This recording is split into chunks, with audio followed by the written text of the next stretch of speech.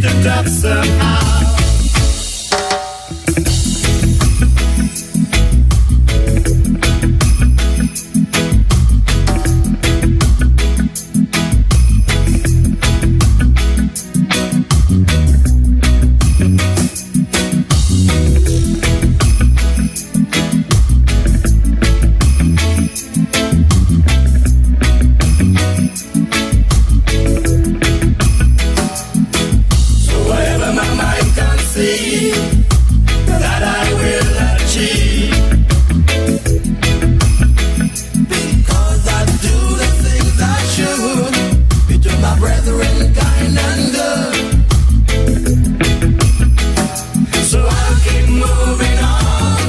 Okay, my Straight Talk family, it is time for us to just keep moving on for another edition of Straight Talk. It is time for me to say a very pleasant night, St. Kitts and Nevis, and a very pleasant night throughout the entire Caribbean region. And I should say as well, greetings to the entire world, because we are on the World Wide Web. And we have our Kittitian and Nevian diaspora all over the world, in Asia, in Africa, in Europe, and all over North America. And the clocks have gone back. So in some cases, or most cases, we are coming to you an hour earlier tonight, but welcome you. And in particular, welcome to our first timers. And as a matter of fact, for the diaspora, I am at liberty to say good night. I can say good morning, and I will also say good afternoon, because one of such greetings will be applicable to the region in which you now find yourselves. And I want to thank all who continue to share the link, because we want to really expand all over in every nook and cranny, wherever you have that Wi-Fi or that internet service, I should say. And we do have first-timers every occasion. And I want to welcome all the first-timers and to inform you that Straight Talk is a public service program that facilitates and promotes free expression on all issues of national interest, be they legal, be they environmental, be they technological, social, economic, and or political issues. On Straight Talk, we do have a forum to express yourselves freely. Let us in the process try to raise the level of national consciousness. Let us try to raise up the level of national discourse by alerting our people to their rights, to their responsibilities, and certainly with rights and responsibilities come obligations. My name is Ian Patches Libert, and I thank Almighty God for blessing me with another opportunity to join you in conversation on yet another occasion. And I want to reiterate, I want to recommit as well that I remain your untiring advocate of truthfulness. We do not doctor, we do not water down anything in any way, whether by omission, whether by exaggeration. We don't do those things. We need not use those ploys, such strategies to make our conversation more interesting. In other words, Straight Talk is not about creating excitement. It's not about sensation. And once those things start to happen, then it comes at the expense of accuracy. And we don't indulge, because I consider it my duty to always present the plain truth, as I say, the unvarnished truth. And lots of focus is on governance. And when or where we find governance in any democracy can only be respectable if it's truthful. And especially when we have the young ones coming along, the young brigade I call them, young Dwayne, Tristan, Shamar, Kevin. And tonight I want to hail, I want to say hola or hola or hola. Just say hello to some special people in North Carolina. I got some instructions on Sunday in church that a family of one of my church members, who shall be nameless, said the brigade over there in North Carolina never miss a Thursday and never miss a Monday. So I want to welcome you tonight. And of course, I must hail that special lady in St. Louis. I'm not aware if we do have any obituaries. I have not been brought abreast to any of our brothers or sisters who have gone the great beyond. You know, if you don't listen to a certain radio station in St. Kitts at 7:30 in the morning, I tend to miss it. Miss the what we call death announcements. But for those who may have lost loved ones wherever you are, please accept our condolences and be assured of our support. And just to implore you to remain strong and to remember as well that death, it's just a process. We normally start with our observations in review, which is that time in the program when we reflect on issues we may have raised and we highlight the issues of the day as well and do some reflection. I was reflecting just today that we have not heard any further information about our CBI program and the amount of passports that are out there. That's very important, and it has to come to light someday. But we reflect on what was accomplished, how has it helped others, what has changed since, and what can be expected next. Also, what we have learned as a people, because it's a learning process. It is what I call a continuing professional development of ourselves, my street dog family. And in the context of our observations, we are still awaiting word, and I know there is a press conference slated for tomorrow.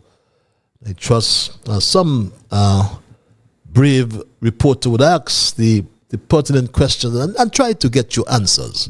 If you don't get your answers, follow up on your questions. And that's how we should operate, or you should operate if you're part of the fourth estate. You have to hold our leaders accountable. And we are still awaiting official word of our former U.S. Ambassador Shiverton and chairperson of the People's Labour Party, Wendy Phipps, reminded us just recently of our right to know. And I want to really re-emphasize that we as a public, we as citizens of this country, have the right to know what is happening in our country, especially when it comes to the governance of our country. And I support Wendy Phipps wholeheartedly when she made this comment at the press conference last week. I think it was last week, Thursday to be exact. She said this. The ambassador was recalled to St. Kitts and Nevis following a yet officially undisclosed series of circumstances that impaired her ability to function in her post and to which the ambassador publicly protested without providing details. In a recent press conference of the PLP, the opinions of the PLP executives were expressed by the party chairperson. The public the citizens and residents of this country have a right to know how this matter is being dealt with, and that we can make a determination if it has been resolved to satisfaction. Because at the end of the day, what is also happening, which some persons may have the right to query, is what is the nature of the relationship between the officer and the Minister of Foreign Affairs? That is the million-dollar question. Is it the first time that there has been an incident? That is another question. And in the previous episodes, if they occurred in the past, what has been done? That is another question. Yes, my Straight Talk family. Yes, I actually played the wrong soundbite. But yes, you got the essence of what the chairperson of the PLP was saying in terms of our right to know. But recall as well that Straight Talk reported that Dr. Drew advised the nation that she was on vacation. Dr. Drew informed the nation of this. Mr. Dr. Terence Drew indicated previously on Issues SKN that the consultative matters were taking their course and due process must be followed. There's a process in all of this, and we should not seek to thwart the process, because every matter, part of it is one, natural justice in whatever it is, and secondly, everybody, due process is critically important. And so when one is recalled for consultations, for whatever the consultations are, one way or the other, after those consultations and a decision is made, then Foreign Affairs said they will communicate, and we should allow the process to take its place. The ambassador is on vacation. Okay, and that's where it is. So and yes, my Straight Talk family, we learned that from Dr. Drew that the ambassador is on vacation. But there was, however, a subsequent release informing that the Ambassador Shiverton's tour of duty ended at the permanent mission. And this is what the country was informed via SKN, via a source, rather, from another mission in United Nations, that, and this was dated October 20th, that ambassador or ambassadors' tour of duty had ended. So we thus await word. We await word from the Prime Minister regarding the ambassador's exact disposition and or whether this matter is now fully resolved with the Ministry of Foreign Affairs and the role the ambassador now plays, if any, within the Jew administration. And that's a reasonable position, so we can bring closure to this matter. What role, if any, the ambassador is playing, is playing within the Jew administration. And we are hearing so many different stories, but you know, Straight Talk enjoys bringing you the facts. Our second observation relates to the Sadler's Secondary School, to be exact, that actually went virtual in terms of their classes just up to last week, Friday. But we can now confirm that the school is back into what they call face-to-face sessions. And we gleaned from a release, from the content of a release by the Royal St. Christopher and Nevis Police Force, that the security breach or possible security breach at the school according to a report received about some students having allegedly observed or appeared what appeared to be a firearm in a storeroom at the school that day. But according to the Royal St. Christopher and Nevis Police Force, a thorough search was undertaken and no weapons were found on the compound. Thus, the Royal St. Christopher and Nevis Police Force, and I'm paraphrasing here, has given the assurance that the school was safe.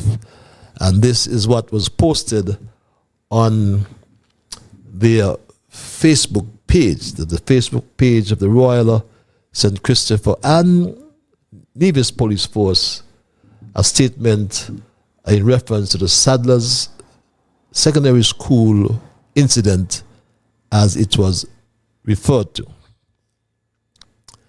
And our third observation relates to what I call a Robert Mugabe style of land repossession introduced in Little St. Kitts by Dr. Drew and his administration. And attention as well was brought to this land repossession, as I label it, the Robert Mugabe style land repossession by the Jew Labour administration.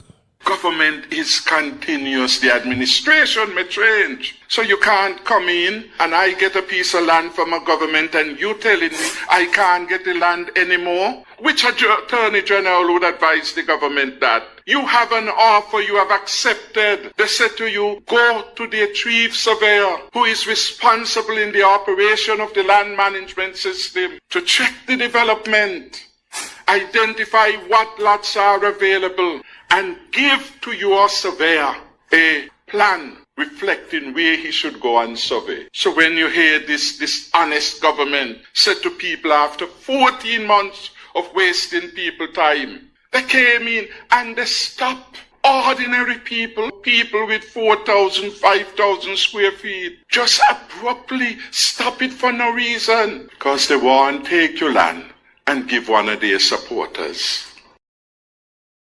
And my Straight Talk family, it is sad that these things are happening in our little country. And the only difference to Mugabe is that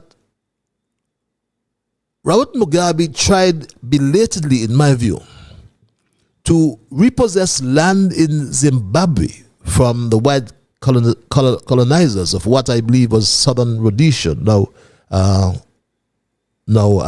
Zimbabwe. But here in St. Kitts, Drew is taking back small parcels of land from poor people, poor Pam and PLP people, to give their own labor supporters. And that is so sad, my Straight Talk family, so sad. One high up in the government, she did not pay for her land for over 10 years, went to sustainable development, made arrangements, and never satisfied them. And that is the one you see would come, we can take away the land, challenge it, get a lawyer to write to them. It is nonsense. And the Attorney General must say, this cannot stand the test of time. Not in a country that believes in the rule of law.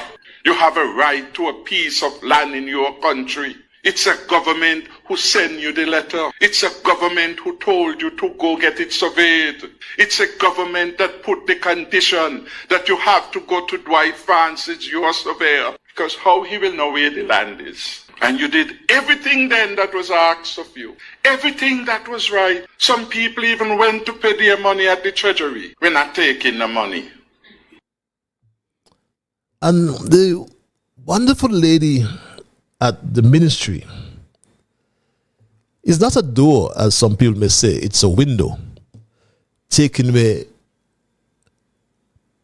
or repossessing people's land to give their own labor supporters. Why are we going back 20 and 25 years in this country? But time will tell my straight dog family. And we have a leader, as I move to my fourth observation. We have a leader in St. Kitts and Nevis who is so disconnected from the ordinary woman and man because he has become so elevated, it seems, that he has even forgotten from whence he came, where he came from. He has forgotten, my straight dog family.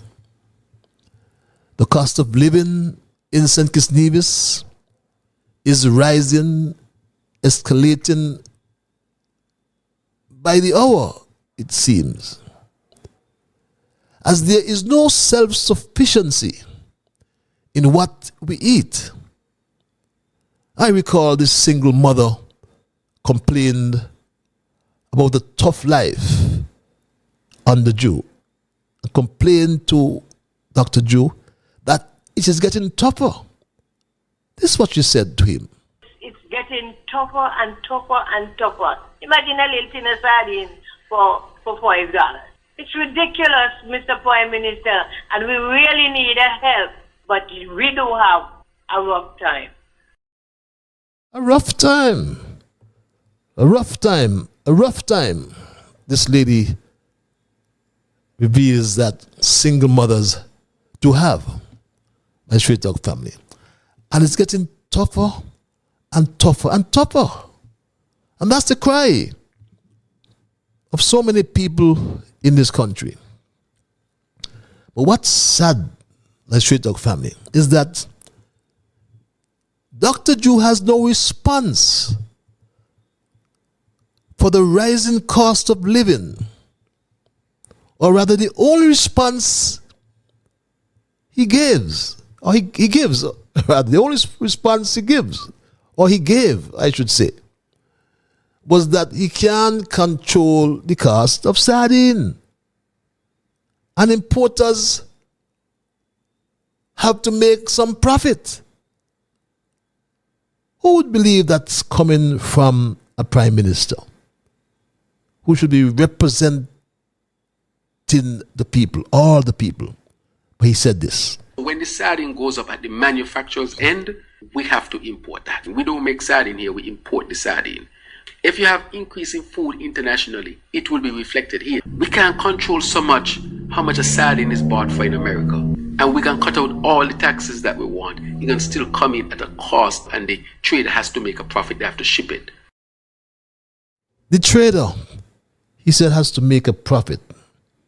Stands by or in the corner of the trader because he can't control the cost of sardine. And who would believe that just recently in Barbados, Dr. Joe waffled about the cost of chicken in St. Kitts, the cost of a pound of chicken in St. Kitts. What an embarrassment our leader continues to be. Just tonight, I was asked by the Prime Minister, what is the cost of a pound of chicken in St. Kitts? Well, of course, I asked my press secretary to take a look. And I reflected and wondered why the Prime Minister was asking such a question. And it's because I am thinking in my own mind that the cost of chicken might be going up. But as I reflect on it, we in St. Kitts and Nevis are also facing the same challenge. People are now making memes that I used to go to the supermarket with $100 and I couldn't fit on a bus or put it in my car trunk. Now when I go with $100, the child can carry how much things I can buy.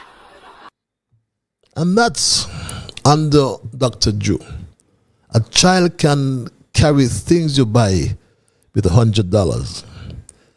But he surely don't go to the grocery because he can't walk with $100.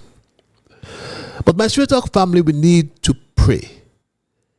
We need to pray for a change of leadership in this country, as Drew and his cabinet have no solutions whatsoever to the continuing rise in the general price levels in the country, due to the increase in the cost of imported products. Ever since decades ago, we heard so much about agriculture diversification. We hear now about 25-25 or whatever it's called.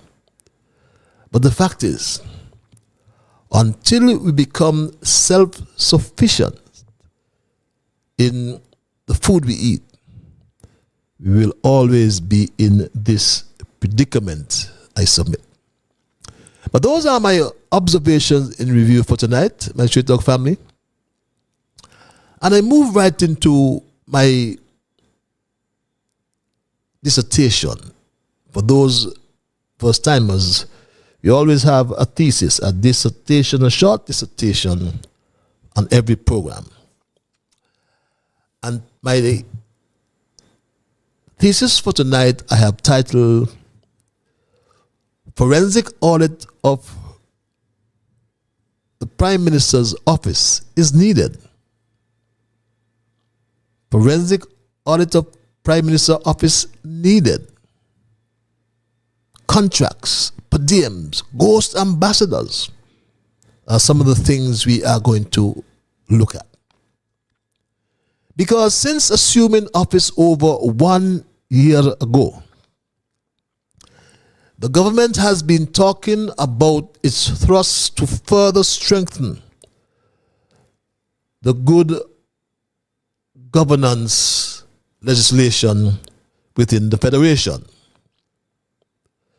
As a matter of fact, the disgraced Attorney General Garth Lucien Wilkin, from the very first day he assumed office, he launched an attack on several private citizens in the country, in particular those who were perceived supporters of the former T-Immunity administration. Attorney General Garth Lucien Wilkin promised to introduce what he called a 70-30 rule. Remember this? I might be publicly embarrassing some people, which might actually be worse than going to prison.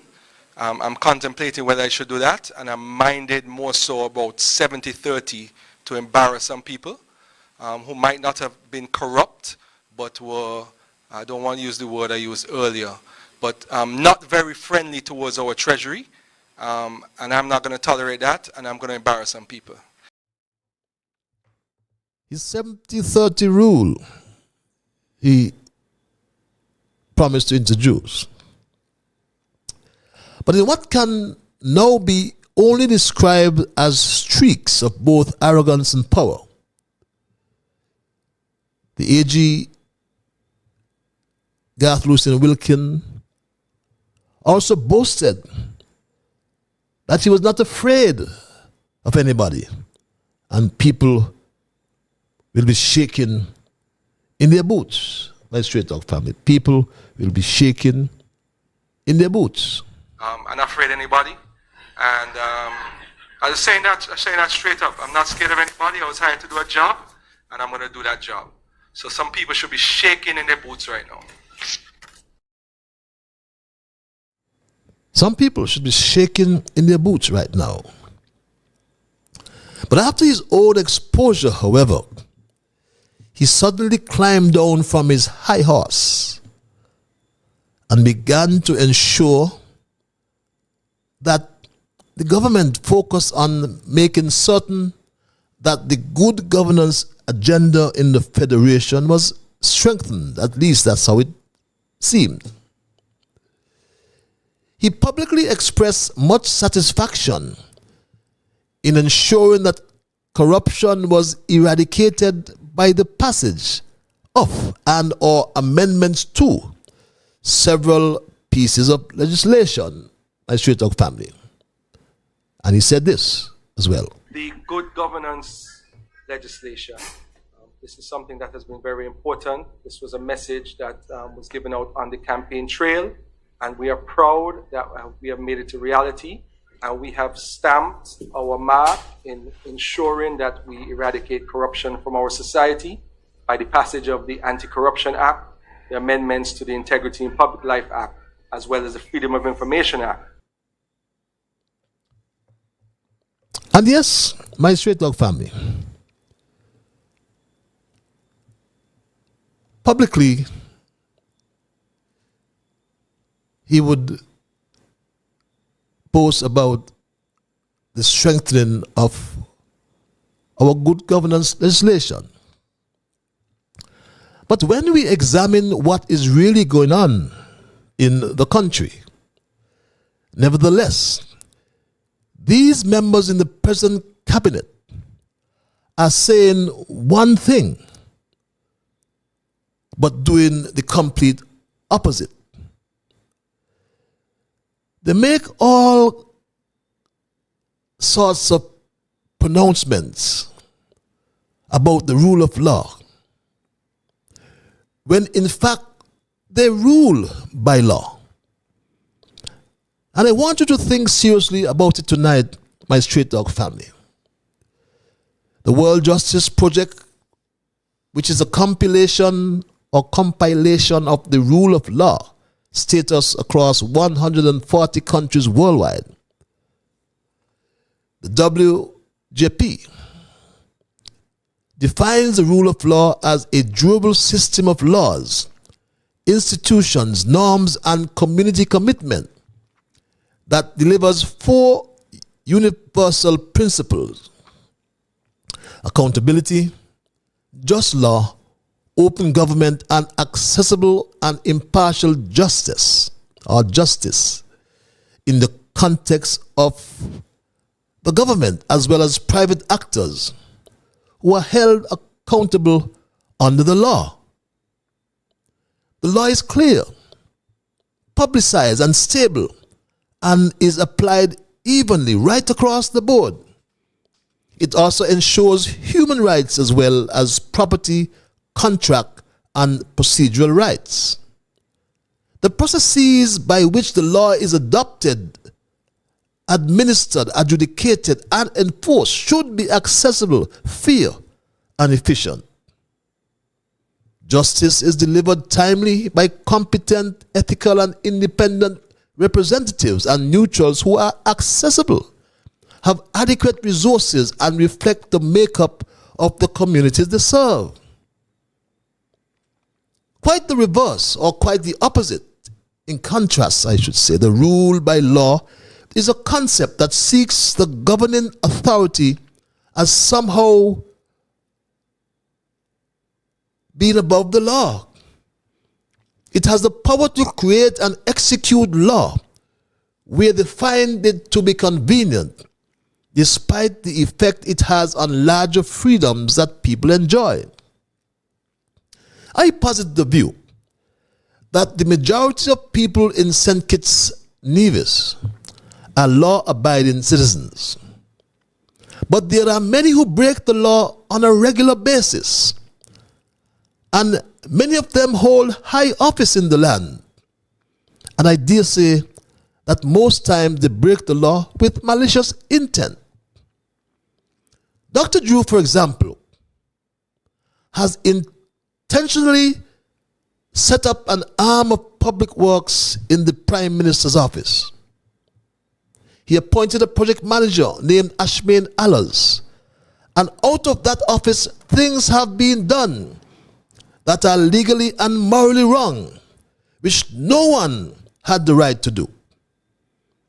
Dr. Drew, through the Prime Minister's office, has been involved in dishonesty, illegality, or he has knowingly exceeded his authority as Prime Minister for improper reasons.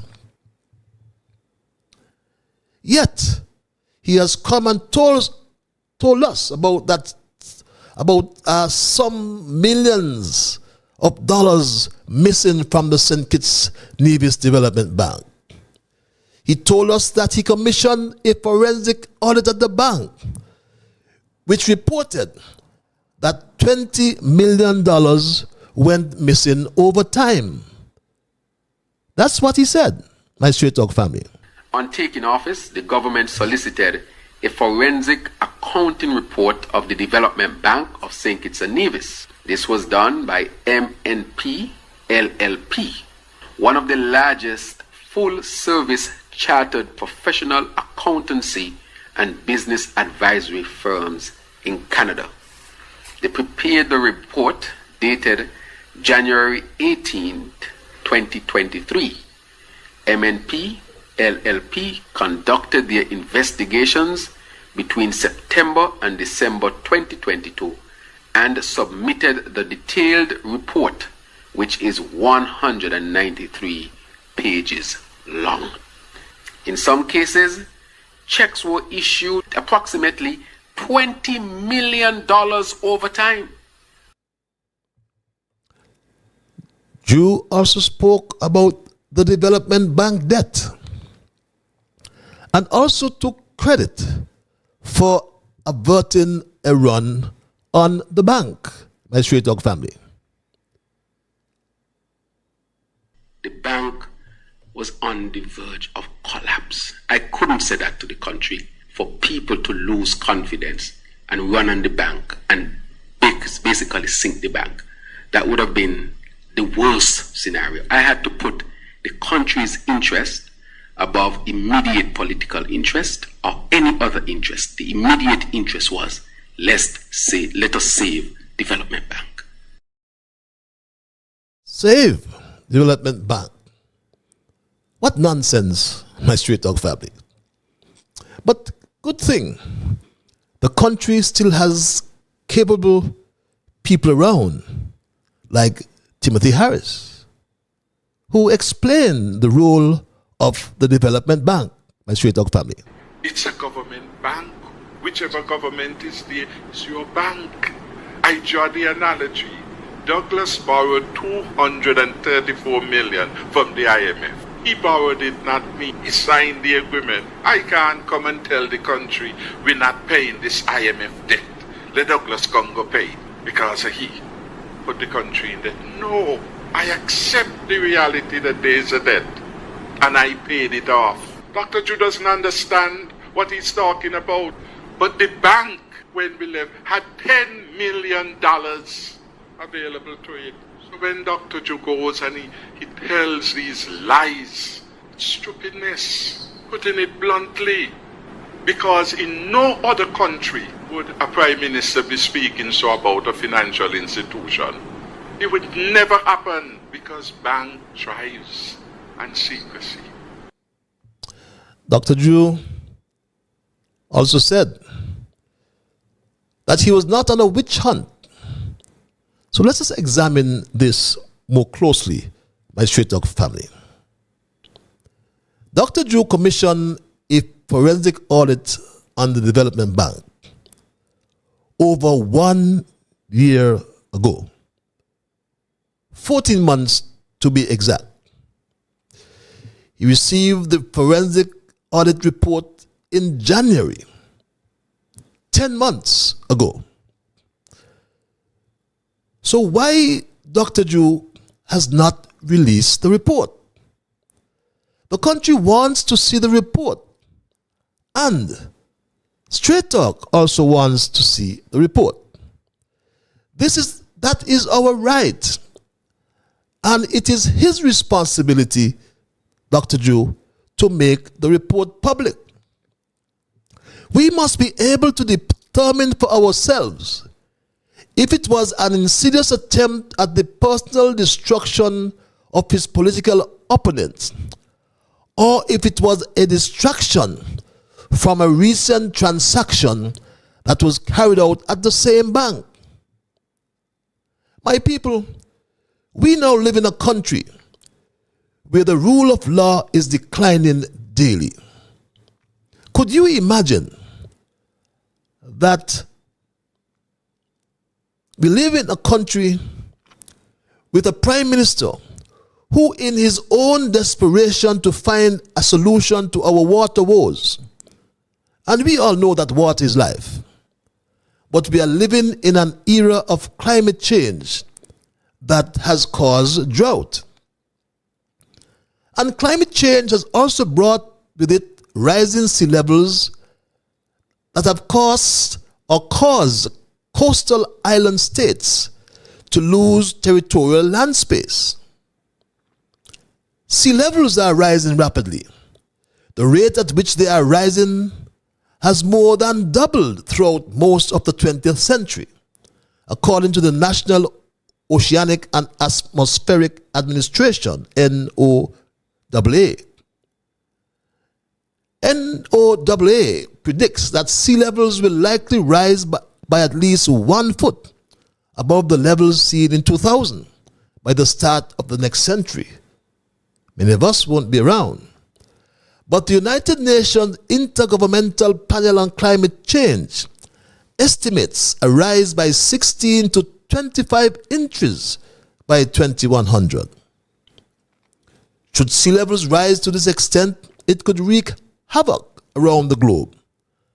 As many as 250 million people spanning all continents could be directly affected, according to a 2019 study in the journal Nation on Nature Communications.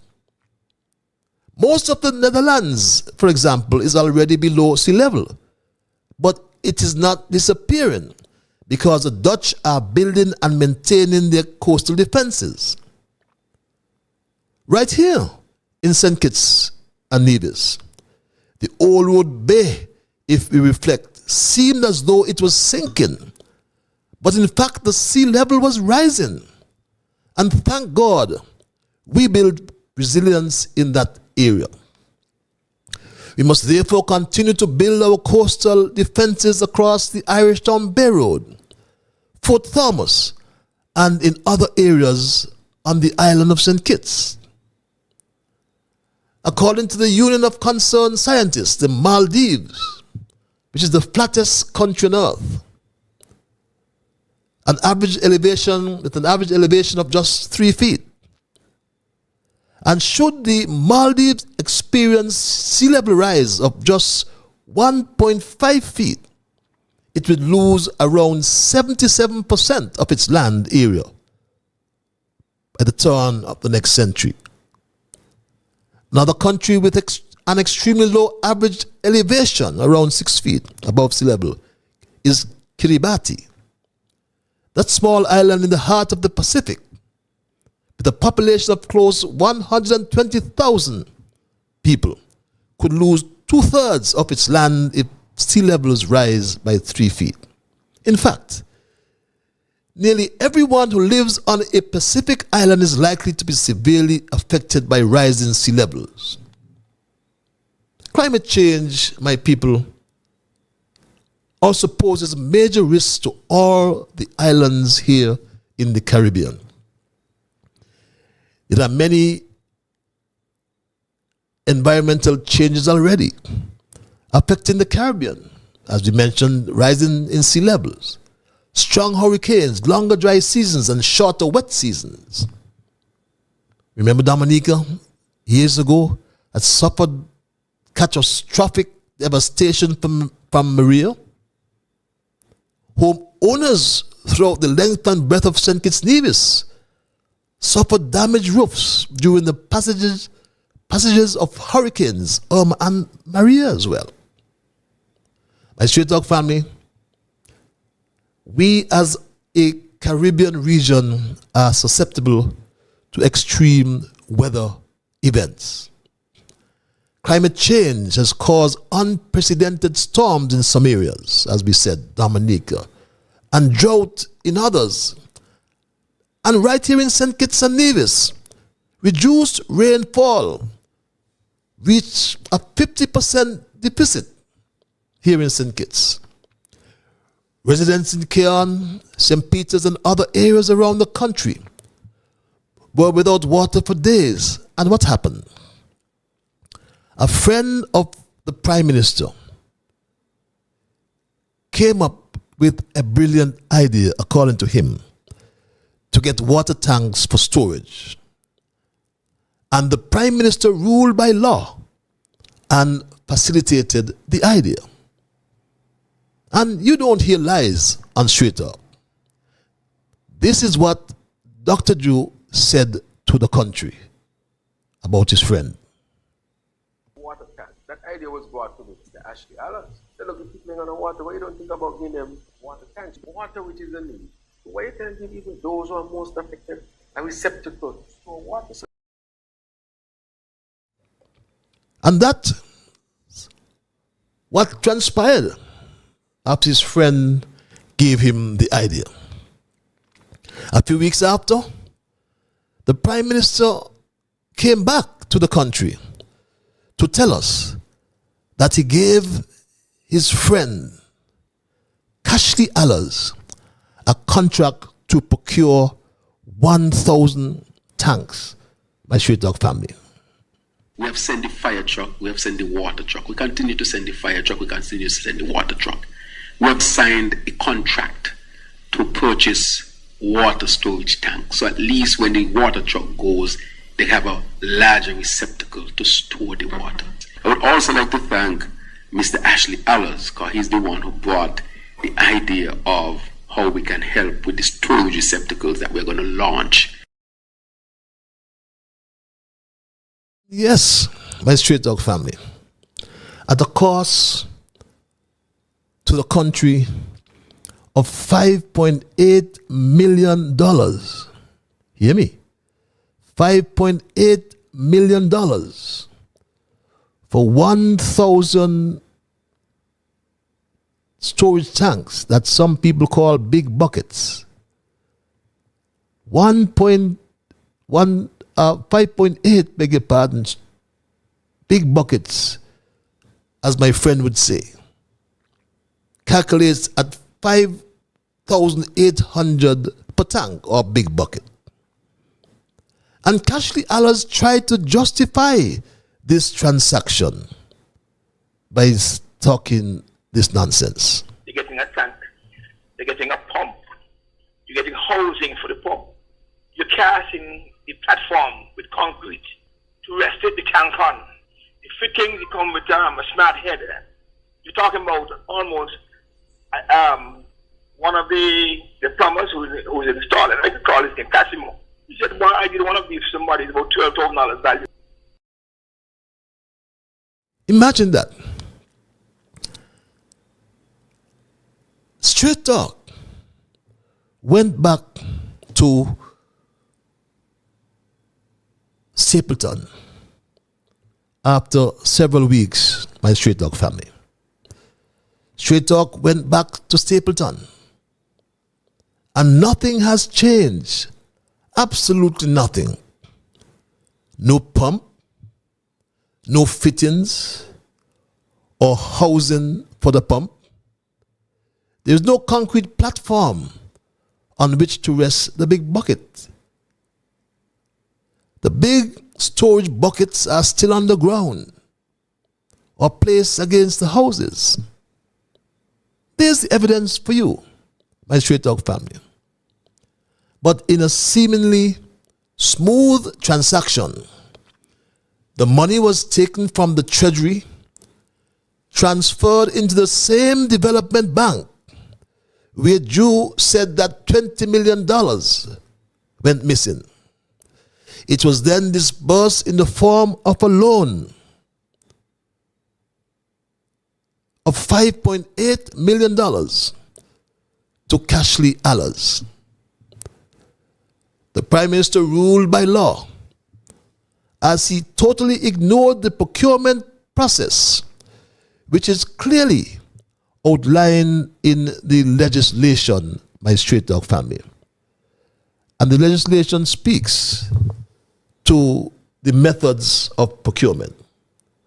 And the methods of procurement are quite clear, my Straight Talk family. Very, very clear, as you can glean from the posting. Section 10 of the Act, subsection 1, says the procurement shall be made by one of the following methods of solicitation. tender, which shall be done by either competitive seal bids or by competitive seal proposals, sole source procurement, emergency procurement, by competitive procurements. A sole source procurement as determined under section 11.5. And 11.5 speaks to competitive or alternative suppliers. A solicitation for an emergency procurement as determined under section 11.7 shall be made with such competition as is practicable in the circumstances, my straight dog family. But this is the law. It is the law, the Procurement Act, that should be guiding Dr. Jew and his actions. But like I said, he set up an arm of the Public Works Department in his office. The same thing Dr. Jew did with the Robert Llewellyn Bradshaw Museum. As again, he ruled by law and ignored the process. There was no procurement according to the law. And even worse, my straight dog family, we are told, no approval, absolutely no approval was sought from the Development Control and Planning Board. And these are the issues as they relate, my straight dog family, to procurement under the Prime Minister's office. He doesn't follow the rule of law. He rules by the law. And I'm happy that some people are speaking out. Like this one about the tanks. So come clean. People are asking about the water tanks project. They're asking questions about how the process of awarding the contract was pursued. Asking about the pricing, the work being done, etc., etc. I'm not making any accusations, just asking questions, which I as a citizen have the right and responsibility to ask, as do you. Yes, all of us as citizens have a right and responsibility to ask, a straight dog family. Just recently, 2 cases with Leon Nutter and Miss Robinson respectively, were before the Eastern Caribbean Court of Appeal. Straight Talk learned that the Jew administration, through his AG, Garth Lucian Wilkin, continued to rule by law. Straight Talk was reliably informed that the Attorney General Garth Lucian Wilkin recently issued a notice of discontinuance to the court and is now settling both matters outside the court. Leon Nutter, we know, is at present an ambassador in the Jew administration, and Miss Robinson was an advisor to former Prime Minister Douglas. But how can we also forget that the firm from which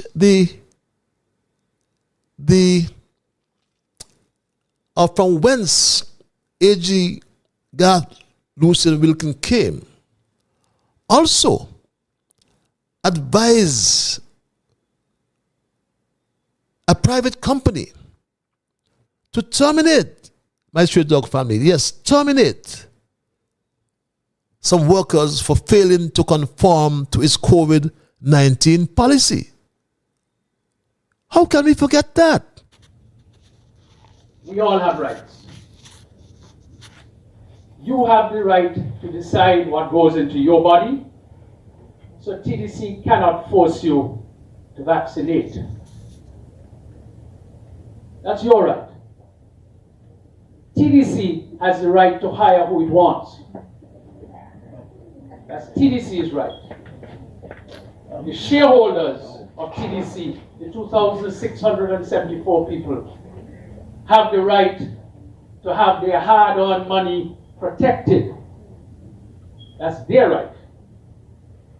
The directors have the right to make the best decisions in the interests of the shareholders, because that is who they're responsible to. And my Straight Talk family, would you believe, months after Garth Lucien Wilkin started to wear a political cap and advised the Prime Minister to rule by law, to ignore the law and pay these workers. Dr. Drew, remember, said that $20 million was missing from the Development Bank. And according to a report, my Straight Talk family, according to a report, he claimed to have it in his possession. He said it was not a witch hunt, and he followed the process. Yes, he said that. I want my to Straight say Talk family, that we were never involved in a witch hunt. So people accused us of staying long, accused me of staying long. But I think that even though the person said that, I wanted to make sure that we follow the proper process of what is to be followed. but what process did he follow when he spent $14 million via the Prime Minister's office? What process was followed in appointing all these ghost ambassadors and or special advisors? Who are these ghost ambassadors, and how much are these appointments costing the government treasury? The frequent flyer program, in which all members of cabinet seem to have enrolled, is another vehicle used to take taxpayers' money out of the treasury. The frequent travel of ministers is costing the taxpayers and the treasury millions of dollars in airline tickets, hotel accommodation, and per diems. The cost of per diem, we understand, is $400 per day for each minister. There are times when 4 to 5 ministers are off the island on overseas travel all over the Caribbean, North America, and Europe. It is for all these reasons I respectfully submit that a forensic audit of the Prime Minister's office, and by extension the government, has become an absolute necessity. There needs to be an in-depth examination of the Prime Minister's office to identify potential fraud, misconduct, or other irregularities. The purpose of this forensic audit will be to gather evidence that can be used to support any legal action if deemed appropriate, or to help the Public Accounts Committee, PAC, if ever the snake in the leader of the opposition moves to establish this committee and take corrective action to prevent future fraud. The Prime Minister's office spent $5.8 million on 1,000 tanks, or as my friends say, 1,000 big buckets, purchased from Cashley Allers. The Prime Minister's office spent $4 million in the first instance, which drastically increased to $8 million on the Robert Llewellyn Bradshaw Museum. This has prompted specific allegations of wrongdoing and merits an investigation for financial fraud and or kickbacks. When you examine the budget allocated to the Prime Minister's office to manage its general administration, nearly $6 million in recurrent expenditure have been disbursed, spent on goods and services in that office. That's a lot of money. Well, if Dr. Jew is spending that kind and volume of money without following the proper process, then we need to go and find out where the money is being spent, yes, where all this money is going or has gone. So we believe, yes, we believe that a forensic audit of the Prime Minister's office is needed. Let us investigate in particular those contracts, those ghost ambassadors and those special advisors, and the millions paid for per diems to ministers of government. That's my story tonight, my Straight Talk family, and I am not going to change it. I will now entertain your calls and your emails. And if you're so minded to call my Straight Talk family, the numbers are 663-6672 and or 646-829-6672. That's my overseas line. There's some of you who like what I call the cloak of anonymity. By that I mean you're afraid that your voice is heard on social media or on any medium for that matter. So we provide you with access via our email platform, and the address is Straight Talk Patches. That's one word, STRAIGHTTALKPATCHES at gmail.com. I always like to implore you, though, that when I open the lines, which I'll do momentarily, I anticipate that you will respect others. And of course, to achieve that, you must first respect yourselves. Let us try to be fair to all concerned. And let us try to build goodwill in the process. Let us ensure, my Straight Talk family, that the things we say and or do will be beneficial to all concerned. And in saying and or doing those things, let us strive to build a kinder, gentler St. Kitts and Nevis. My lines are now open, my Straight Talk family. And again, the numbers are 663-6672 and or 646-829-6672. All the lines, or both lines, end with 6672. One is an overseas, one is local. Our email, straighttalkpatches@gmail.com.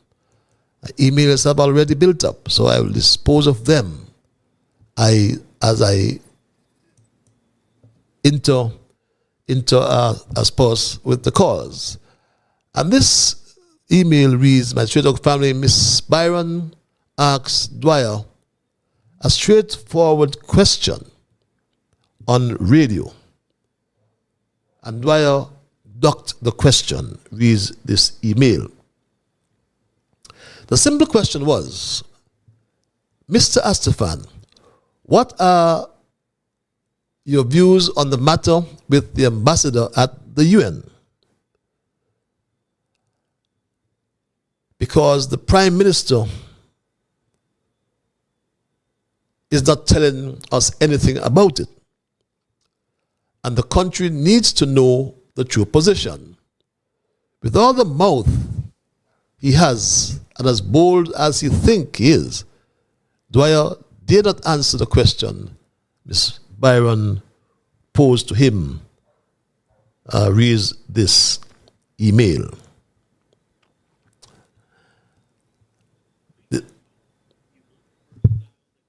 Wow. My Straight Talk family, you may have just joined me. And I must tell you that our thesis tonight, as I said earlier, is a forensic audit of the PM's or the Prime Minister's office is needed. Contracts, per diems, and ghost ambassadors need to be investigated. This other email reads, my Straight Talk family, there are some organizations in the Federation that have respect for some people, depending on their status in the community, and others, it matters nothing to them, for they don't care nothing whatsoever. Looking at this scenario, we recall when Judge Ventos was here, he dismissed a case brought by the police in Nevis that involved a drone flying over Brantley's house, which he accused of spying. Brantley was so irritated with the judge that he cursed,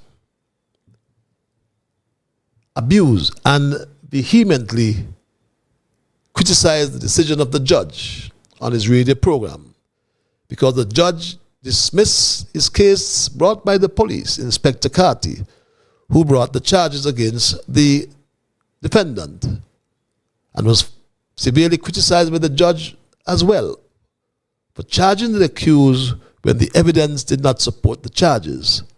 And you find that the charges were brought only because of Mrs. Brantley's status in Nevis. The lines are open, my Straight Talk family. It's now 9 minutes after 9 o'clock hour. Let's just go to the lines and say, good night, caller, you're live. Mr. Patrick, good night. Good night, my dear brother. How art thou tonight? Well, I'm fine and wonderful, Mr. Patrick. What's on your mind tonight? Some good Bible verses? God is good. All the time, all the time. And all the time, God is good. Yes, God is good all the time. Mr. Patrick, listen to me. You have to give God thanks and praise. All the time, yes. Because the word of God says man is just like a vapor, clear for a little time and vanish away. But I do not make no kind of joke at all. And Patrick, I do not worry nor fret what's going to take place. One thing I know, that the word of God said, no weapon that form against me shall prosper, and every tongue that riseth against thee shall contend. This is the heritage of the servant of the Lord, and their righteousness of me, said the Lord. In the Psalms, he said in the word of God, I was young, now I'm old. I neither see the righteous forsaken, nor his seed begging bread. I was young, yet I neither see the righteous forsaken, nor his seed begging bread. Mr. Patrick, I want to say something tonight. When God looked down on the sons of men and see how they're carrying on, and as the word of God says in Psalm 41, blessed is the man that considereth the poor. In the time of trouble, the Lord shall deliver him. That is the word of God saying, Psalm 34, I will bless the Lord all time. His praise shall continue in my mouth. My soul shall make a boast in the Lord. The humble shall hear it and be glad. That is, Psalm 91 says, he that dwelleth in the secret place of the Most High shall abide on the shadow of thy mighty. Okay. That is, it is good to give God thanks and praise. And don't worry. God is going to fight the poor people battle. So, Mr. President, okay. I am not going no further than here. Thank you. And so, you have a pleasant day, pleasant night. And if the Lord tarry and we live to see Thursday, I will be on the lookout. Okay, thanks a lot. Mr. President, you have a pleasant night. And he said in Psalm 35, Psalm 37, sweat not yourself. Evildoers. Sweat not yourself because of evildoers. Now, neither the ends against the work of iniquity, for the soul shall cut down like a grass. And if God says so, it is so. Say, Mr. Patrick, have a pleasant night. Have a pleasant night as well, my dear brother. Always bring us the Bible verses, bring some spiritual content to the program. We always thank you for that. To continue what I was saying about the judge, reads this email and Mark Patches. None of the NGOs saw it fit to condemn Brantley for his rude and despicable behavior towards Judge Bentos because of the great respect they have for Brantley. Ironically, though, when a Facebook post came out attacking the said judge by some unknown writer, the Bar Association and the Chamber of Commerce, just to name a few, they all came out with some strong worded statements and pointing fingers at Team Unity. But none of them had the common sense and bravery to point a finger at Brantley, which was quite reasonable so to do under the circumstances, reads this other email. Patches, you have been referring to the Prime Minister's modus operandi as ruling by law.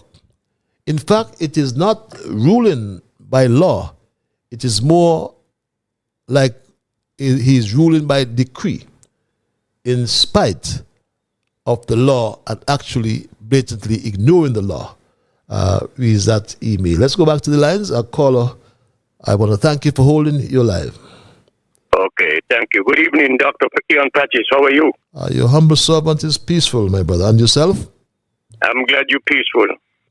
I'm right behind you, too. Thank you. Thank God for you and your program. I can say that every time your program comes on. And my good friends and they, I know you all are listening, but I do not have any time to single out you all tonight to say good evening. But all of you are special to me, and good evening. But just first, let me start with the Sadler's School. I want to say it. Now, in a classroom, if you have 30 children in a classroom, and all of them say they see a centipede, all of them in there cannot be lying. If it's one child in the cell see a centipede, there's a possibility of that one child could see a spider and see a centipede. But 30 children in a class, all of them cannot be lying. We all remember this song. You know this song with Sparrow and teacher Mildred in the class playing with a small little lizard. And if that little lizard get away, and the whole class was excited and said, where the lizard went. How in the world a gun that is maybe 10 times bigger or 20 times bigger than a little lizard? The children in the classroom say that they saw a gun in there, and they're going to say, they ain't finding a gun, nothing with you. Look when the police went to check. The report was made the school there in the morning, and they did not go and check till 6 the same day. And then they said they went back the next day with dog. The perpetrator who had that gun there, they had more than enough time to move it from where it was visible to anybody. So I don't know who they're fooling with that. And when they go carry a dog to smell, to find a gun, did they take the gun and put it by the dog nose so the dog is sensitized wherever if he smell the gun? Who do you think they're talking to with this foolishness? When you hear people report that there is a gun in your yard and they step where so it is, immediately go and hunt and do not move until the police them come and search for it. But anyhow you move from there, the perpetrator, they're looking at you and they're going to move in and move the gun quickly. So that they gave about Sadler School, it is not satisfactory. And they better get straight with that. Now let me go to this man here who they call Dr. Joe. He must understand that is why people get an offense when go peep over and all the people were congregating and ask them to vote for him. Even though he come and he said, well, an election can be bought, and that is what happened. And I believe the election was bought. But he is acting as though, well then, that he carry a resume to the CEO of the country and then they employ him. So then his job is guaranteed. Well, I want to tell Dr. Judis, you got in your mind that you're running the island, the country, with an iron fist. But I want to tell you this, in a brother. Those days of iron fist rulers are over. OVER. You see what's going on all around the world? A lot of people know their rights, and they are exercising their rights. And some of them do not know their rights, but they're in with the crowd, demonstrating and doing what they have to do. And in St. Kitts, who do not know their rights, you all better learn your all rights. It is time for people to take action and move that man, Mr. Joe, from where he be there. He's not leading like a leader. He has no respect for God or man. Absolutely none. And it's time to tell him to get him moved from there. Now, Patrick, you got another problem going around here. Let me tell everybody this. There are people in this on this out here hacking people's cell phone, calling you on your phone, however they get your number, and picture and all them thing on the phone. And the first thing they're greeting you with, hi, good morning, I am pastor this or pope this or priest this. I would like to pray for you. You would like me to pray for you? And then they come with a load of questions. I am warning people. Any one of them call you all on your phone. Know what to tell them. Do not listen to them and look no melee. They are scammers. They're out there trying to see who they could rob from their money. And it is not right. And asking everybody to be on the alert for them. Go out and look for them. And whenever you catch them, listen me now, do not. Listen me good carefully. Do not shoot them. Do not chop them in a machete, no cutlass. Don't bust the head with no hammer, no stone. Don't plug the nail in the board and lash them with it. Don't throw nothing in the eye. And don't choke them in the oil pit. Okay. Get a little sheet of toilet paper, roll it up like a marble, and bust the head with it. Then you will be satisfied. You hear what I said? The do's and what and the don'ts. Okay, patches are going back till later. Okay, we're gonna get so violent here, though, right? But no. It's a toilet paper check. yeah, but I tell them don't use them things that are called out before. Do not. Okay. But use a sheet of toilet paper. What a sheet of toilet paper could about wipe out your eye? Okay, my brother. Thanks a lot. All right. Thanks a lot for your intervention. And in the event you have just joined me, my Street Dog family, we are looking at our thesis for tonight, which I have titled Forensic audit of Prime Minister's office needed. And I posited that view because of the contracts that are being dispensed, the Diems and the ghost ambassadors. But let's go to the lines, beg your pardon, and I'll get right back to that. Caller, you're live. Hello, caller. Yeah, good evening, Mr. Lai. What are you?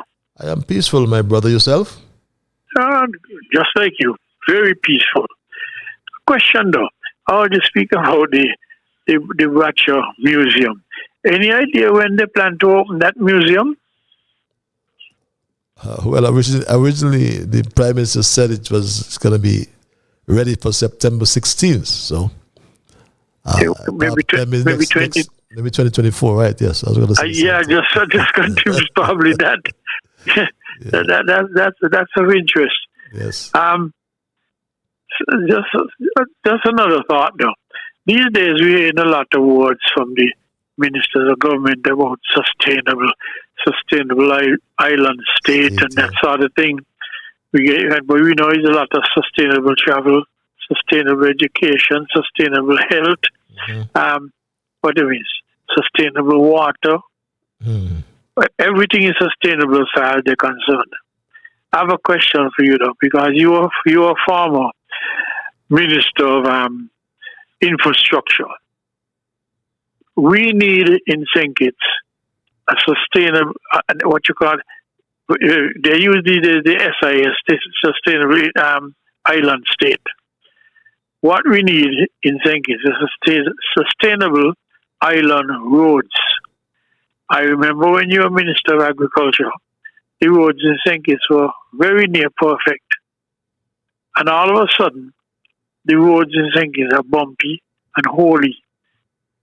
The bypass road, the Bay road, every kind of thing, bumpy, potholes all over the place. And when they patch them, a little rainfall, and the holes reappear. Why do you think that is so? Well, we have over 110 miles stretch of roads, Yeah. And they're mostly asphalt roads because concrete is very expensive. And asphalt has a lifespan of 7 to 10 years, but let's say 7 years. So after a period, so you have to continuously maintain the roads. To be quite obviously that's what you used to do. Yes, so right. After a period of 7 years of team unity, the roads now gone to the dogs, and they're using the money to fix the roads to travel up and down the place, and build up their account with per diems and that kind of thing. Yep. It's all scam business, man. Yes. But we suffering because mashing up our cars and that kind of thing. But they don't care, I suppose. Maybe you have to ask Mr. Joe what happened to the money for fixing the roads and that kind of thing. Because they're really out of shape, man. I mean, you put 30 somebody miles of road. We could match any kind of highway in the States and that kind of thing. You know, it was in Basti. I mean, it's shameful what people have to drive on. That was our plan after the Island Main Road, which we met in some horrible condition. Remember, somebody had a song "Pothole Dodging." Remember who it was, right? That's right. Yes. Island Main Road. So after the Island Main Road, then the idea was to come to the secondary roads, and the F.T. Williams Highway, which I heard a former minister speak about just recently. And that was constructed way back in well over 10 years ago, or 15 years ago, right? Yeah. And no, it needs resurfacing. I mean, but that's what happened, and that's what we inherited. I mean, look at the airport runway. I mean, it's off the track, so people would know. But we made that airport run in horrible shape, you know. As bad as our highways. Yes, it was worse. They were threatened to. Oh my God. They were threatened by ECHO not to have landings over, I think it was 66,000 pounds, which is a light aircraft, you know. Yeah. So we had to resurface the entire runway. There was no lighting, you know, and you know, when you hear them talk about certain things, really, it really irks you. But you're right. I mean, look at right downtown with these roads. I mean, right even around the circus area and so on, the roads are terrible, which we had intentions to fix, you know. But the stink, man. So obviously they're using the money for the wrong things. Because according to the former Prime Minister Timothy Harris, there was some $600 and somebody million left in the treasury. Yep. I don't know how much is there now, because these fellows have traveled to every spot on Earth. They even gone to Antarctica. So, I hope the budget should be coming up in a few weeks' time, I suppose. Well, let's hope that they have money there to fix the roads, because it is damaging, it's costly to vehicle owners, man. Yep, it is. Yeah. All right, then. Enjoy your night. Yes, thanks a lot for your intervention as well. Yes, sustainable island roads. Island roads. Okay, my brother. Right. Okay, man. Yes, everything is sustainable, eh? But yes, we did, in fact, we have so many roads, but I can tell you it was sometimes a difficulty to get the funding for the roads. I've heard that they are planning to fix. I heard that lady in at one of the town hall meetings talking about 27 areas in terms of roads in the housing projects, but in fact there were 70 areas, 70 areas that we met, and they were all dirt roads, my straight up family. And just for 25, it was estimated at $69 million. Let's go to the lines. Caller, you live. Mr. Patches, greetings. How are you? I am peaceful, my brother. Yourself? Greetings. I'm here, being in touch with your program as usual, with your spicy topics. Thank you, my brother. Yes, man. It's good to educate the country. Mr. Patches, in 3 Timothy chapter 16, it said, all scriptures is given by inspiration of God and is profitable for doctrine, for reproof, for correction, for instruction in righteousness. So it's good we as a people, Mr. Patches, question things within righteousness. If we so desire to see our country be reformed. It seems as though sometimes many of us still want the status quo of our country to remain the same. But if we say we are a young, democratic country, we must find ourselves feel like we evolving, we are striving in an evolving democracy instead of evolving democracy. You know, and sometimes we go on as though we don't see the problems and find solutions to move ourselves from the problems as a nation. Because in your observation, with one of your item on your observation, talk about land possession, right? And government is continuous. And we got to remember the history of the land. True. So if the late Robert Bradshaw acquired the lands for the people, not for some people and other people, for the people of the country. So when a government, and we also have to remember too, with the departure of the last Labour government, it was Sam Kondo who told the country that the Prime Minister then was taking the country down a dark road. Remember, the problems also was the land. Remember Sam Kondo and Timothy in the House of Assembly. The land is always a tedious issue in this country. And when the unity administration take office, remember too, before the unity administration take office, the land was pushed away. It was land for debt swap and all that kind of things. So, we cannot say the unity government wasn't a government. It was a legal government. No one challenged it in court to say it was an illegal government. So it was representing the people. It's used its policies to help to develop the country.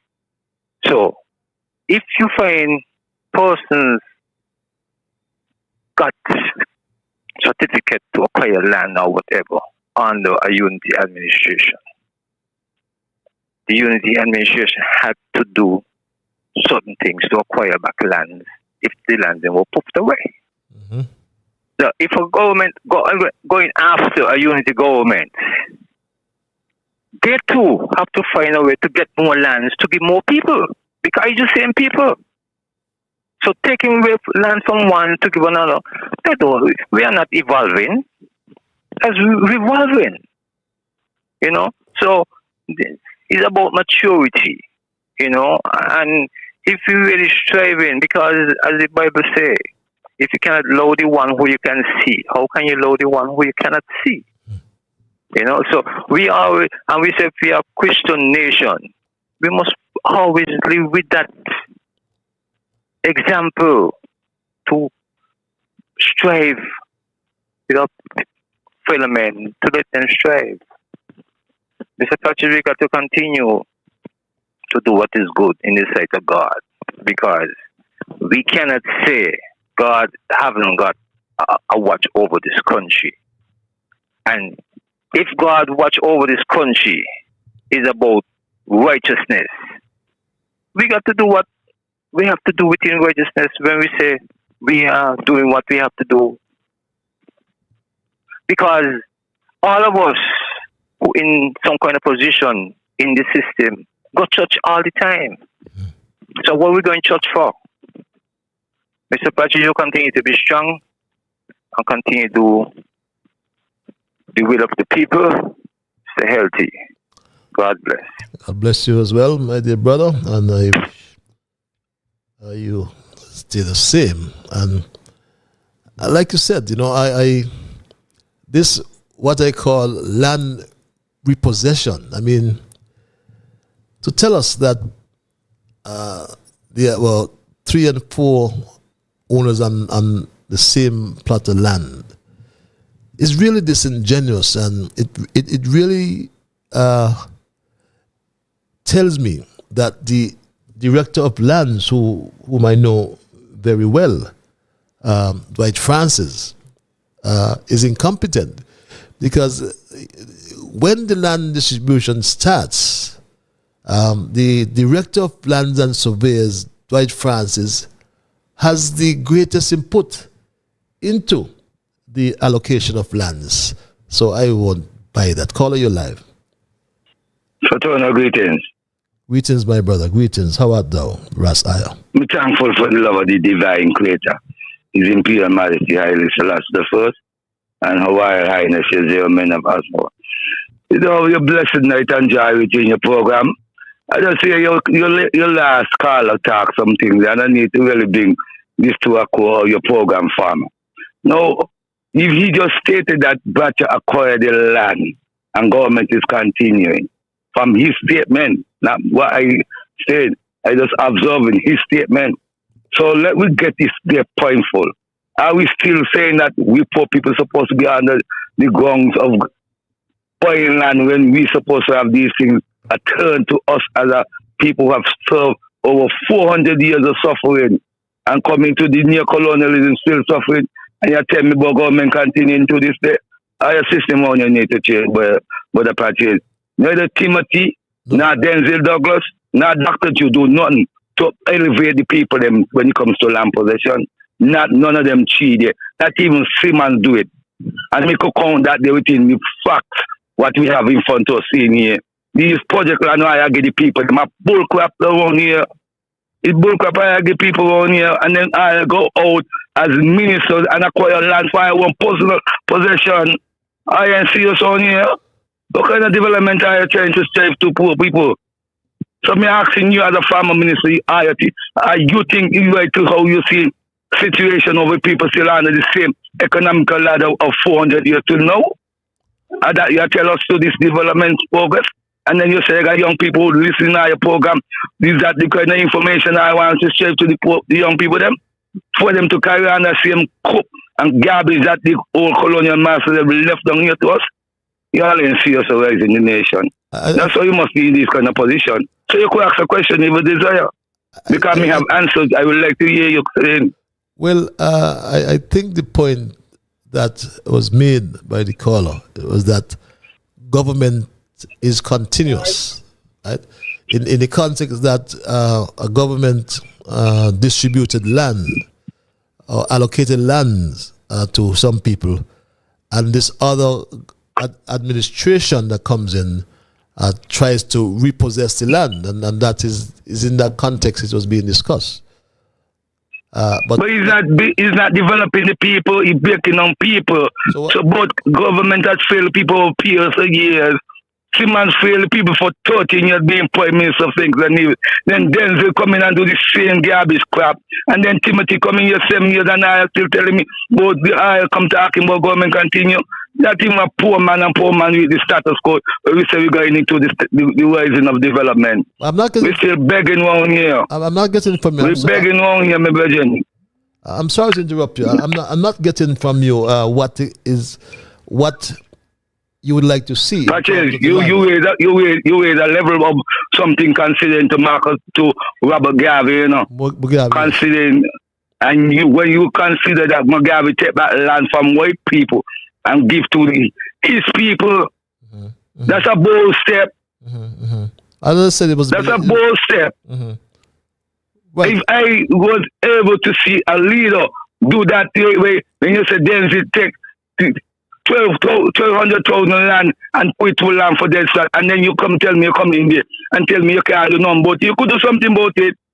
What do you mean you can't do nothing about it? Government have the right to take that land that they see fitting to go for a betterment of the people, not for economical purpose alone. I tell people on here. I am serious about sharing educational life to people. Yeah, but and Timothy say he's a what you say he call himself as in the private profession. Accountants, but I really crazy when you die a stupid society, yeah. But and he said that without any fear favor. But he paid for the land. That's what he paid for the land. Timothy paid for the land. He paid the bank. And we still under economical pressure. What stupid is I tell people? Good night. Go in there. The stupid is I tell people on your party, you know that they're in fact, you know. So stop playing dream world around here with the people, then please. You got young people listening to you. This is my month of November, and this is my bad month too. So I'm ready to revolutionize my thinking when it comes to land distribution to Sinkis and Nevis people. Not to no private sectors, you know. Not even to the investors, because cook I have been on here to cover up the people. Them. That's what they must act so. I ain't showing a genuine care for our genuine nation. I ain't showing care for those cooks who come in with the cocaine dealing. And that's why we're in these lot of corruption. Not even the agent can clear up the action because all of them are under that same pact of destroying our generation. None of our AG on here from when Simmons getting power as the Prime Minister in 1983. None of them from Tapley come right down to who we got right now. They ain't show nothing to our people to rise us forwardly. We ain't got nothing here at all. Internally and externally, we're still suffering under the colonial law. I need to change that constitution fully and effective. And when that's how we people will rise out of this motion effect. Because if we rise, we're going to continue to be beggars. You have a blessed night here. Give thanks. Give thanks, my brother. Ras, I am never out of words. I understand you fully. Caller, I thank you for holding your life. Hello, caller. Thank you. Good night, Patches. Good night, sir. Now that Ras Aya comment is fresh, I will second Ras Aya motion. What is his motion, may I ask? I was trying to be clear with it.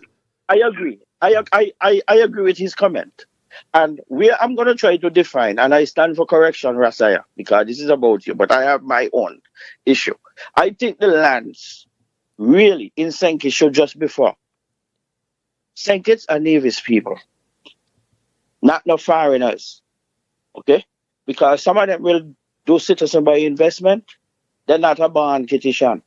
Only born Kittitian and Nevisian should have possession of these lands.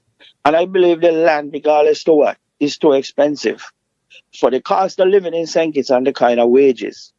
You know how long it takes for somebody to pay off for a piece of land more or less to build? And look, hold on. I think if the land was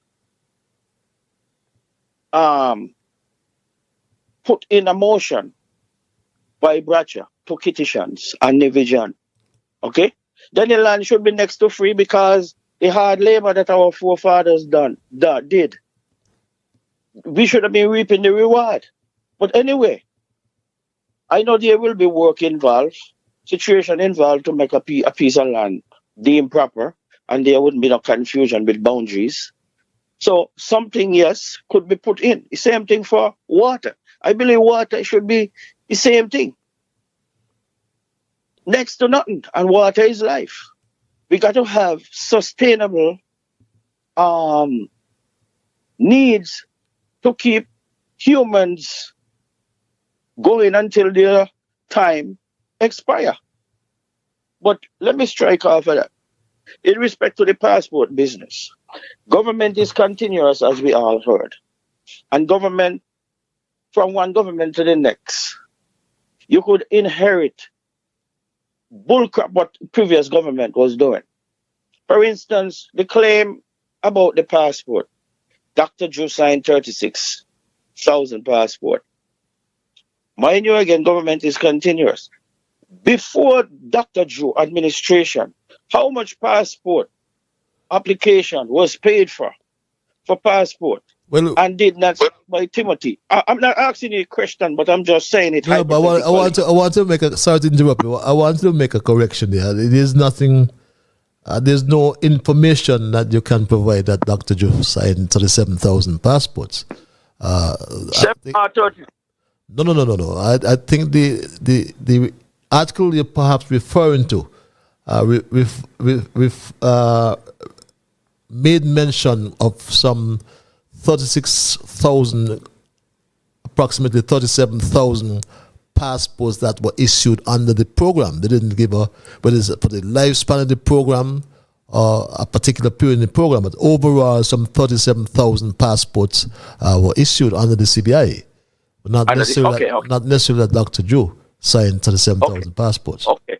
Right. Okay. But like I say, I stand for correction. Mm-hmm. Regardless to what was signed by Dr. Joe, you believe there was a carryover, a leftover that Timothy did not do during his administration, and because he didn't get to sign them, because there is that early dissolution of the team unity, so Dr. Joe had to sign them. So regardless to what, if he signed them, he signed them. He could have refused to sign them as well, as he's refusing to refund the money to the lady who the citizens that they have not approved or disapproved eventually. So based on investigation of that person, because we got to be careful who we bringing in under the CBI. Some of these people are. Yeah, but you made a point though. I know you're harmed for some time, but I want to ask you to get some clarity. What's the difference between a born citizen and a citizen who has acquired citizenship by could be by heredity, by marriage, or by other means? CBI. Well, I will take that back. Okay.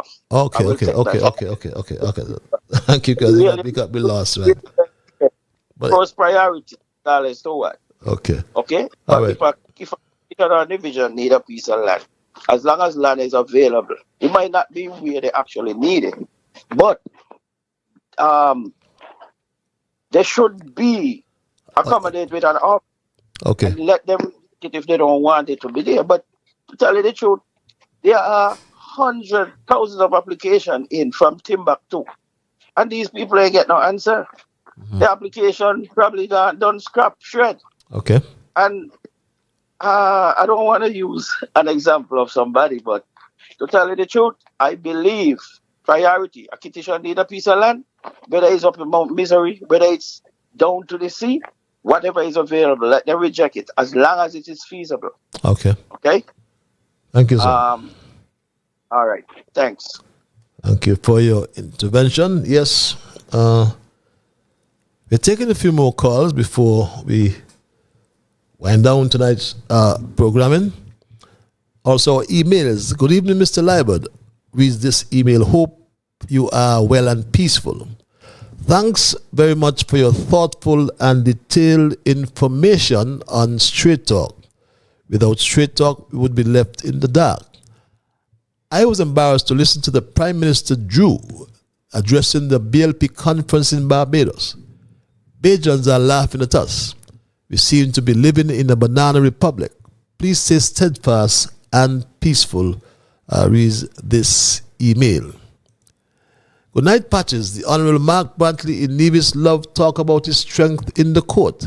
Why don't he fix the moldy courthouse, which is affecting the staff and members of the public? Patches, please advise Mr. Allers. He did not pay for the pump housing separately. The pump housing is a part of the pump. They protect the impellers. Pumps are sold as a unit regardless of how many individual parts they have, reads this other email. Let's go back to the lines. Let's take this caller. Caller, you're live. Hello, caller. Hello, caller. Okay, we're not hearing that caller. But my Straight Talk family, you may have joined me late. And tonight we discuss our thesis, which I titled Forensic Audit of PMO Needed. PMO, the acronym for Prime Minister's Office. Contracts, per diems, and ghost advisors.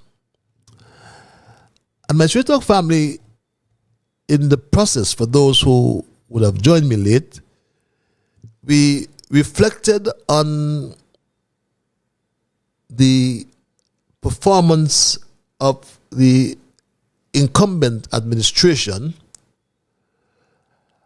that has been talking about its thrust to further strengthen the good governance legislation within the Federation. He spoke of the Attorney General who promised to introduce what he called a 70-30 rule. And his initiation, so to speak. But after his own exposure, he climbed down, as you said. And he publicly expressed much satisfaction in ensuring that corruption was eradicated by the passage of or amendments to several pieces of legislation. But when we examine what is really going on in the country, nevertheless, these members in the present cabinet are saying one thing but doing the complete opposite. They all make pronouncements about the rule of law, when in fact they rule by law. And my Straight Talk family, they rule by the law, which is the reverse or opposite of the rule of law. Because the rule by law is a concept that sees the governing authority as somehow being above the law. And that's the way in which they're acting. And I gave you the example of Dr. Drew's approach to capital projects. Dr. Drew, in fact, since assuming office, actually set up what seems like an arm of the Public Works Department in the Prime Minister's office, appointed a project manager, Miss Allers. And projects are being executed from that office. But let's go back to the lines caller. I'm going to give you, I'm winding down, so I'm going to be guided by the rules of brevity. Can you use 1 minute? What do you mean? Less than that? Thank you. Yeah, Patches, I would take the question. When and how are the nation going to know about how many passports Dr. Joe have signed since he's in there by those CBI passports? When? It's a year and 3 months now, and he keep ducking the answers, the question when people ask him about the passport. We need to know. That is part of public information. And that is, if you buy something from me, and I gave you the receipt, legal receipt, stamp, then no one has the right to come and take it from you because you paid for it and you have your receipt as evidence that you paid for it. But if you can't say you buy it and you pay for it. You can't say that. But once you pay for it, it's yours and nobody have no right to come and take it from you. Have a good night. Have a good night, my dear brother. And yes, as I said, through the Prime Minister's office, things are happening that seem to be illegal, dishonest. Because Dr. Drew has knowingly exceeded his authority as Prime Minister for improper reasons. Yes, he told us about some millions of dollars missing from the development bank. He told us that he commissioned a forensic audit at the bank, which reported that $20 million was missing over time. But why doesn't he release the report? Give us the report. Caller, I'm going to guide you as well by brevity, the rules of brevity. Can you use 45 seconds? I'll take 30. Thank you. Me again. I just heard my brother, Culture, just made a comment about government cannot take your land as long as you pay for it. I'm going to correct you with something. There is a clause called eminent domain. Whether you pay for it or you have it for years, a piece of land, should it be something in respect to the infrastructure or national use? I'm talking about your land. Government can do an eminent domain, which means they can take it, but they can relocate it to somewhere else for the sake of that infrastructure. So that's something we got to learn about. I'm only pulling up your pants if it was falling down. So government has that power to take it, but for our use of the country, the federation, or some kind of infrastructure, should needs be. Thank you. Don't mad with me. Thank you very much. Well, it must be in the best, or in the public interest, the Army say. But Drew also spoke to the development bank debt. But what Drew has been doing, Dr. Drew has been doing, although he said he was not on a witch hunt, he commissioned this forensic audit on the development bank over 1 year ago, 14 months to be exact.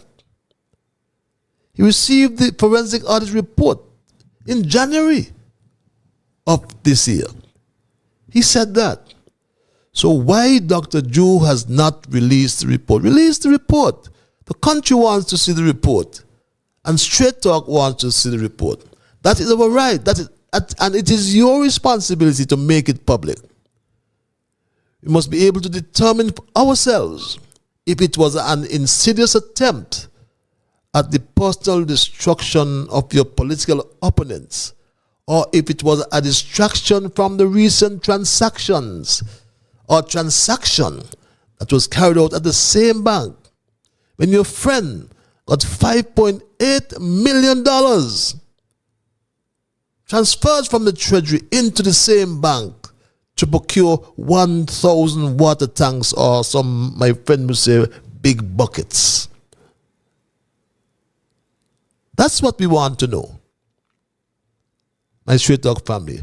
And these are issues that must come to light. I was tempted to play this soundbite earlier because we had a long discussion about the land. But it goes back a long time. Remember this? Let us look at what we're doing, for example, with our sugar lands. In this country, in the past, these lands were owned by just about 5 families.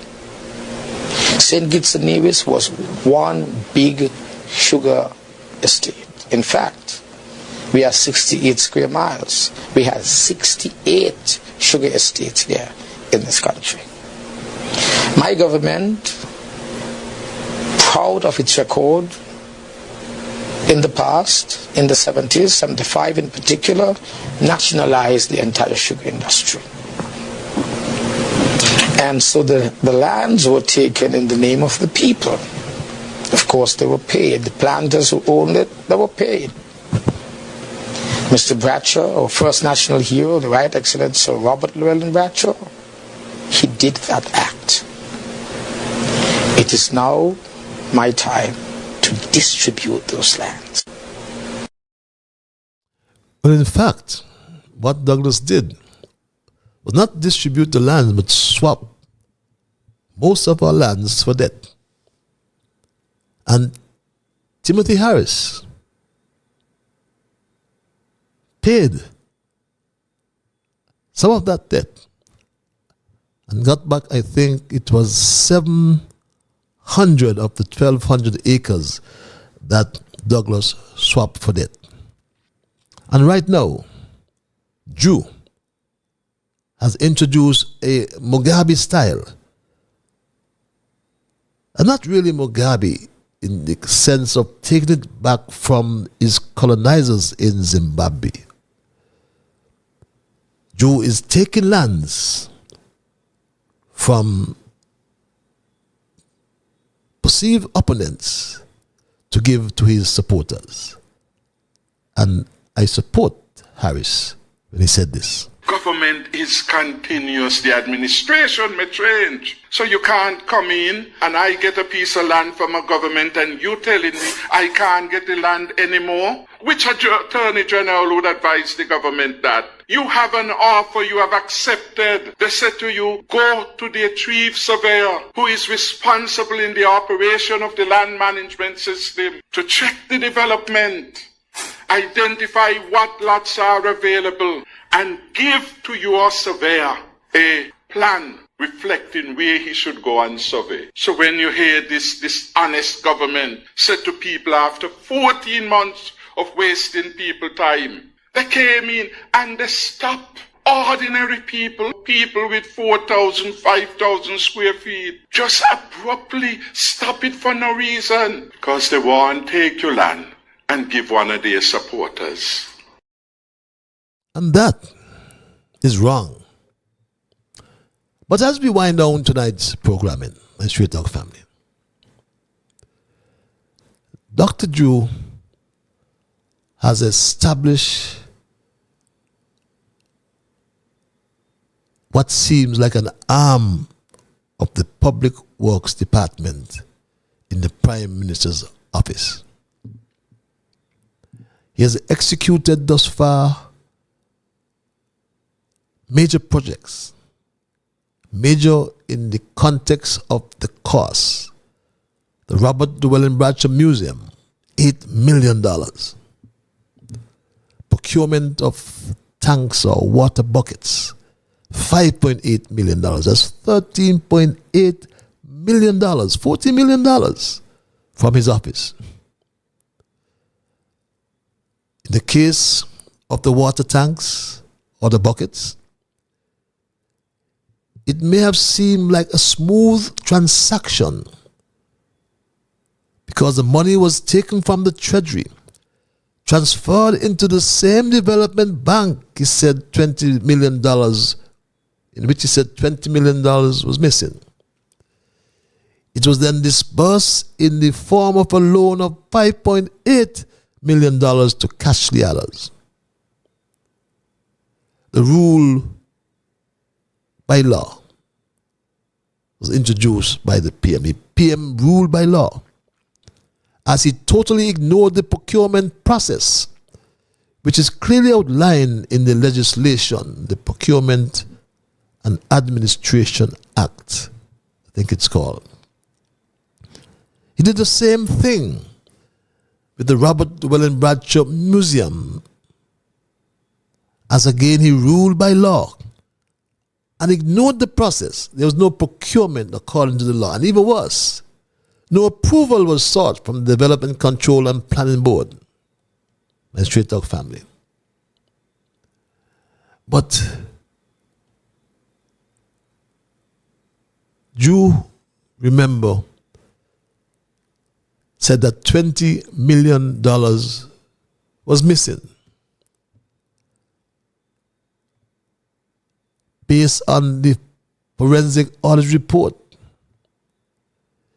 He said he commissioned the audit and it was not a witch hunt. Do we believe him? Should we believe him, my Straight Dog family? He said it was not a witch hunt. But what was it, my Straight Dog family? What was it? He said he followed the process. But what process did he follow when he spent $14 million via the Prime Minister's office? What process was followed in appointing all these ghost ambassadors and our special advisors? And he must provide a list to the country of who are these ambassadors, who are these special advisors that are being paid from the public treasury, and how much it is costing the country. We need to know about the frequent flyer program in which all the members of cabinet seem to have enrolled. And this seemed to be another vehicle used to take taxpayers' money out of the treasury. The frequent travel of ministers is costing the taxpayers and the treasury millions of dollars in airline tickets, hotel accommodation, and per diems.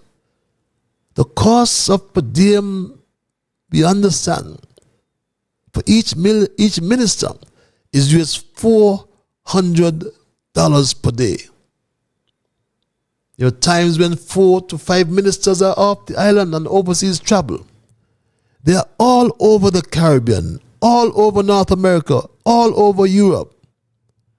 And it is for all these reasons, my Straight Talk family, I respectfully submit that a forensic audit of the Prime Minister's office and by extension the government has become an absolute necessity. There needs to be an in-depth examination of the financial records and transactions of the Prime Minister's office to identify what is obviously potential fraud, misconduct, or other irregularities. The purpose of the forensic audit will be to gather evidence that can be used to support any legal action if deemed appropriate, and to take corrective action to prevent future fraud. We spoke to the $5.8 million, a contract awarded to his friend Cashley Allers. We spoke of the $8 million on the Robert Llewellyn Bradshaw Museum. And this has prompted specific allegations of wrongdoing and merits an investigation for financial fraud and or kickbacks. Because when you examine the budget allocated to the Prime Minister's office to manage its general administration. Nearly $6 million in recurrent expenditure has been disbursed, has been spent on goods and services in that office. That's a lot of money. Well, if Dr. Drew is spending that kind of and volume of money without following the proper process, then we need to go and find out where the money is being spent, yes, and where all this money is going or has gone. So yes, we believe that a forensic audit of the Prime Minister's office is needed. Let us investigate in particular those contracts, those ghost ambassadors and or special advisors, and the $1 million paid for per diems to ministers of government. That's my story tonight, my Straight Talk family, and I am not going to change it. I want to thank Almighty God, therefore, for guiding our conversation tonight, as always.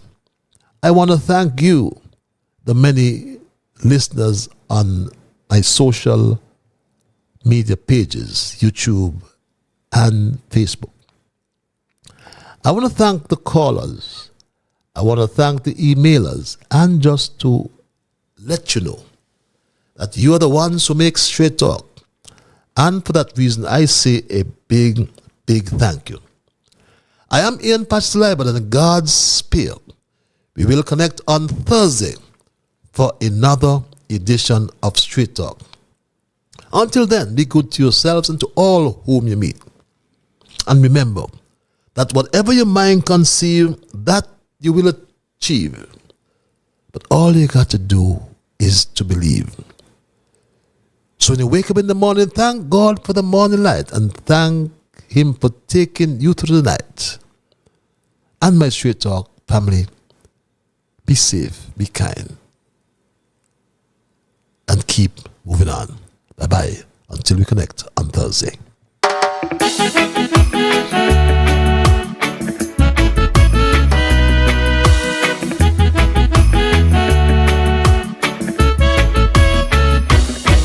In the morning, I thank God for the morning light. Give Him thanks and praises for taking me safely through the night. For the rest of food and loving care, and for my mother's breath of life that's got me here. So whatever my mind conceives that I will achieve, you better believe, because I do the things I should, be to my brethren kind and good, the best I could. So I'll keep moving on, I won't stop now. I'll keep moving on till I reach the top somehow. Down on my knees to the Lord I kneel and pray, with my heart and soul beg Him to take me through each day. My guardian to keep and my guide over every step I take, He will preside. So whatever my mind conceives that I will achieve, you better believe, because I do the things I should, be to my brethren kind and good, the best I could. So I'll keep moving on, I won't stop now. I'll keep moving on till I reach the top somehow.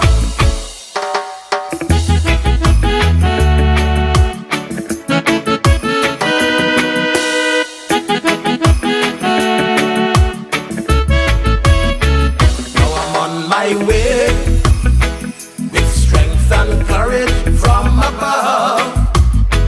No man I'll fear, since God protects me with His love. Strong, pure and true, and so sincere. Company